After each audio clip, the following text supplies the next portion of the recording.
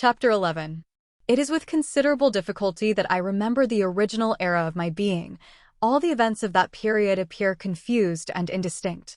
A strange multiplicity of sensations seized me, and I saw, felt, heard, and smelt at the same time, and it was, indeed, a long time before I learned to distinguish between the operations of my various senses. By degrees, I remember, a stronger light pressed upon my nerves, so that I was obliged to shut my eyes. Darkness then came over me and troubled me, but hardly had I felt this when, by opening my eyes, as I now suppose, the light poured in upon me again. I walked and, I believe, descended, but I presently found a great alteration in my sensations. Before, dark and opaque bodies had surrounded me, impervious to my touch or sight, but I now found that I could wander on at liberty, with no obstacles which I could not either surmount or avoid. The light became more and more oppressive to me, and the heat wearying me as I walked, I sought a place where I could receive shade. This was the forest near Ingolstadt, and here I lay by the side of a brook resting from my fatigue, until I felt tormented by hunger and thirst. This roused me from my nearly dormant state, and I ate some berries which I found hanging on the trees or lying on the ground. I slaked my thirst at the brook, and then lying down, was overcome by sleep. It was dark when I awoke. I felt cold also and half frightened, as it were, instinctively, finding myself so desolate.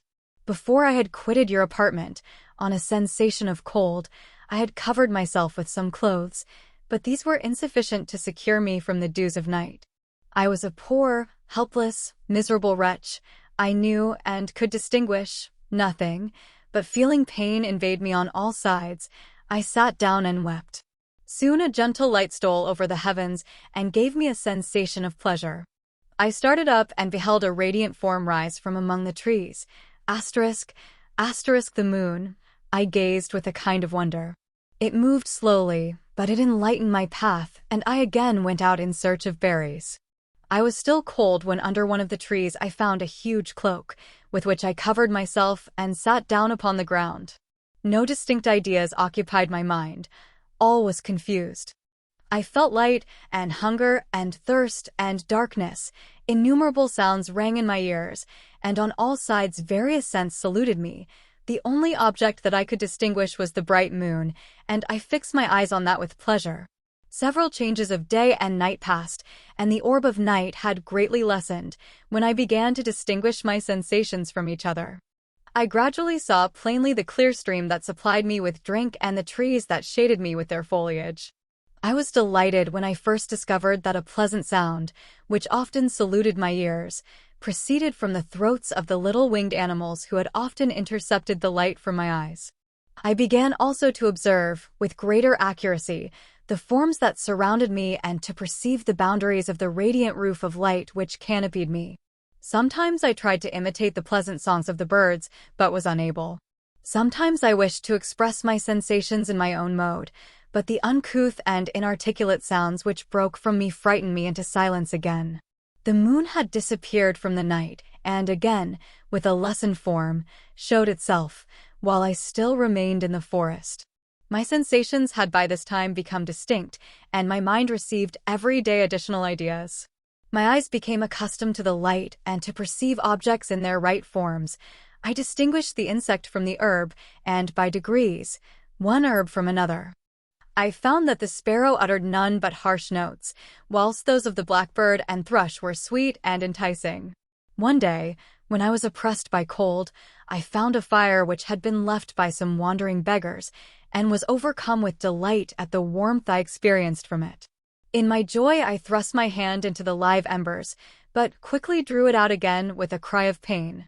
How strange, I thought, that the same cause should produce such opposite effects. I examined the materials of the fire, and to my joy found it to be composed of wood. I quickly collected some branches, but they were wet and would not burn. I was pained at this and sat still watching the operation of the fire. The wet wood which I had placed near the heat dried and itself became inflamed. I reflected on this, and by touching the various branches, I discovered the cause and busied myself in collecting a great quantity of wood, that I might dry it and have a plentiful supply of fire. When night came on and brought sleep with it, I was in the greatest fear lest my fire should be extinguished. I covered it carefully with dry wood and leaves and placed wet branches upon it, and then, spreading my cloak, I lay on the ground and sank into sleep. It was morning when I awoke, and my first care was to visit the fire. I uncovered it, and a gentle breeze quickly fanned it into a flame. I observed this also and contrived a fan of branches, which roused the embers when they were nearly extinguished. When night came again, I found, with pleasure, that the fire gave light as well as heat, and that the discovery of this element was useful to me in my food, for I found some of the offals that the travelers had left had been roasted, and tasted much more savory than the berries I gathered from the trees. I tried, therefore, to dress my food in the same manner, placing it on the live embers. I found that the berries were spoiled by this operation, and the nuts and roots much improved. Food, however, became scarce, and I often spent the whole day searching in vain for a few acorns to assuage the pangs of hunger. When I found this, I resolved to quit the place that I had hitherto inhabited, to seek for one where the few wants I experienced would be more easily satisfied. In this emigration, I exceedingly lamented the loss of the fire, which I had obtained through accident and knew not how to reproduce it. I gave several hours to the serious consideration of this difficulty, but I was obliged to relinquish all attempt to supply it, and, wrapping myself up in my cloak, I struck across the wood towards the setting sun. I passed 3 days in these rambles and at length discovered the open country. A great fall of snow had taken place the night before, and the fields were of one uniform white. The appearance was disconsolate, and I found my feet chilled by the cold damp substance that covered the ground. It was about 7 in the morning, and I longed to obtain food and shelter. At length I perceived a small hut on a rising ground, which had doubtless been built for the convenience of some shepherd. This was a new sight to me, and I examined the structure with great curiosity. Finding the door open, I entered. An old man sat in it near a fire, over which he was preparing his breakfast. He turned on hearing a noise, and perceiving me, shrieked loudly, and, quitting the hut, ran across the fields with a speed of which his debilitated form hardly appeared capable. His appearance, different from any I had ever before seen, and his flight somewhat surprised me. But I was enchanted by the appearance of the hut. Here the snow and rain could not penetrate, the ground was dry, and it presented to me then as exquisite and divine a retreat as pandemonium appeared to the demons of hell after their sufferings in the lake of fire. I greedily devoured the remnants of the shepherd's breakfast, which consisted of bread, cheese, milk, and wine. The latter, however, I did not like. Then, overcome by fatigue, I lay down among some straw and fell asleep. It was noon when I awoke, and, allured by the warmth of the sun, which shone brightly on the white ground, I determined to recommence my travels, and, depositing the remains of the peasants' breakfast in a wallet I found, I proceeded across the fields for several hours, until at sunset I arrived at a village. How miraculous did this appear! The huts, the neater cottages, and stately houses engaged my admiration by turns. The vegetables in the gardens, the milk and cheese that I saw placed at the windows of some of the cottages, allured my appetite. One of the best of these I entered, but I had hardly placed my foot within the door before the children shrieked, and one of the women fainted. The whole village was roused. Some fled, some attacked me, until, grievously bruised by stones and many other kinds of missile weapons, I escaped to the open country and fearfully took refuge in a low hovel, quite bare, and making a wretched appearance after the palaces I had beheld in the village. This hovel, however, joined a cottage of a neat and pleasant appearance, but after my late dearly bought experience, I dared not enter it. My place of refuge was constructed of wood, but so low that I could with difficulty sit upright in it. No wood, however, was placed on the earth, which formed the floor, but it was dry, and although the wind entered it by innumerable chinks, I found it an agreeable asylum from the snow and rain. Here, then, I retreated and lay down happy to have found a shelter, however miserable, from the inclemency of the season, and still more from the barbarity of man. As soon as morning dawned, I crept from my kennel, that I might view the adjacent cottage and discover if I could remain in the habitation I had found. It was situated against the back of the cottage and surrounded on the sides, which were exposed by a pigsty and a clear pool of water. One part was open, and by that I had crept in, but now I covered every crevice by which I might be perceived with stones and wood, yet in such a manner that I might move them on occasion to pass out.